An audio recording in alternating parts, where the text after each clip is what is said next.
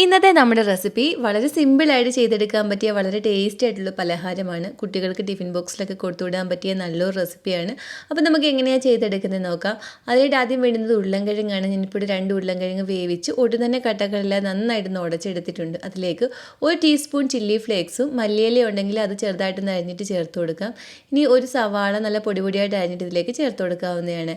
ഇനി ആവശ്യത്തിന് ഉപ്പും കൂടി ചേർത്ത് കൊടുത്ത് ഇതെല്ലാം കൂടി നന്നായിട്ടൊന്ന് മിക്സ് ചെയ്തെടുക്കാം. അതുപോലെ തന്നെ നിങ്ങൾക്ക് ഈ വീഡിയോ ഇഷ്ടപ്പെടുകയാണെങ്കിൽ ഇതുപോലുള്ള റെസിപ്പികൾക്ക് ഈ ചാനൽ സബ്സ്ക്രൈബ് ചെയ്യാനും നിങ്ങളുടെ അഭിപ്രായം വീഡിയോയുടെ താഴെ കമൻറ്റായിട്ട് അറിയിക്കാനും മറക്കല്ലേ. ഇപ്പം നമ്മളിത് ഇവിടെ എല്ലാം കൂടി നന്നായിട്ടൊന്ന് മിക്സ് ചെയ്ത് എടുത്തിട്ടുണ്ട്. ഇനി നമുക്കിതിലേക്ക് വേണ്ടുന്നത് മുട്ടയാണ്. ഞാനിപ്പോൾ 2 മുട്ട എടുത്തിട്ടുണ്ട്. ഈ മുട്ട നമുക്ക് ഈ ബൗളിലേക്കൊന്ന് പൊടിച്ച് വയ്ക്കാം. ഇതിൻ്റെ കൂടെ തന്നെ ഒരു 1/2 ടീസ്പൂൺ ചില്ലി ഫ്ലേക്സും മല്ലിയില ചെറുതായിട്ട് അരിഞ്ഞിട്ട് ചേർത്ത് കൊടുക്കാം. കൂടെ ആവശ്യത്തിന് ഉപ്പും കൂടി ഇട്ട് കൊടുത്ത് നന്നായിട്ട് ഇതൊന്ന് ബീറ്റ് ചെയ്തെടുക്കണം. ഒരു ഫോർക്ക് കൊണ്ടോ അല്ലെങ്കിൽ ഒരു വിസ്ക് കൊണ്ടോ നന്നായിട്ടൊന്ന് ബീറ്റ് ചെയ്തെടുത്താൽ മതി. ഇപ്പോൾ മുട്ട നമ്മളിവിടെ ഇതുപോലെ ഒന്ന് ബീറ്റ് ചെയ്തെടുത്തിട്ടുണ്ട്. ഇനി വേണ്ടുന്നത് ബ്രെഡാണ്. നമുക്ക് എത്ര സ്നാക്ക് വേണമോ അതിനനുസരിച്ച് ബ്രെഡ് എടുക്കാവുന്നതാണ്.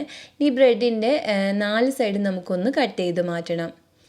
ഇതുപോലെ 2 ബ്രെഡാക്കി എടുത്ത് ഇതുപോലെ ഒന്ന് 4 സൈഡും കട്ട് ചെയ്ത് മാറ്റിയ ശേഷം ഒരു ബ്രെഡിന് മുകളിലേക്ക് നമ്മളിവിടെ തയ്യാറാക്കി വെച്ചിരിക്കുന്ന ഈ ഉരുളൻകിഴങ്ങിൻ്റെ മിക്സ് ഇങ്ങനെ ഒന്ന് മുകൾ ഭാഗത്ത് വെച്ച് ഈ ബ്രെഡിൻ്റെ മുകൾ ഭാഗം മൊത്തം കവർ ചെയ്യുന്ന രീതിയിൽ നന്നായിട്ട് ഇതുപോലെ ഒന്ന് പ്രസ് ചെയ്തെടുക്കാം. ഇനി അടുത്ത പീസ് ബ്രെഡ് കൂടി ഇതിന് മുകളിലേക്ക് വെച്ച് കൊടുത്ത് നമുക്കിതിനെ ഒരു 4ആയിട്ട് ഇതൊന്ന് കട്ട് ചെയ്തെടുക്കണം.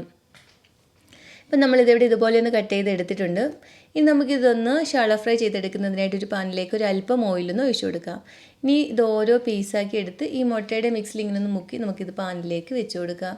തീ ഒന്ന് കുറച്ച് വെച്ച് വേണം നമ്മളിതൊന്ന് ഫ്രൈ ചെയ്തെടുക്കാൻ. ഇനി 4 സൈഡും നമുക്ക് അങ്ങോട്ടും ഇങ്ങോട്ടും തിരിച്ചിട്ട് കൊടുത്ത് ഇതൊന്ന് ഫ്രൈ ചെയ്തെടുക്കണം. ഇപ്പോൾ എല്ലാ സൈഡും നന്നായിട്ടൊന്ന് ഫ്രൈ ആയി വന്നിട്ടുണ്ട്. ഇനി നമുക്കിതിങ്ങനെ എടുക്കാം. ബാക്കിയുള്ളത് ഇതുപോലെ ഒന്ന് ഫ്രൈ ചെയ്തെടുക്കണം.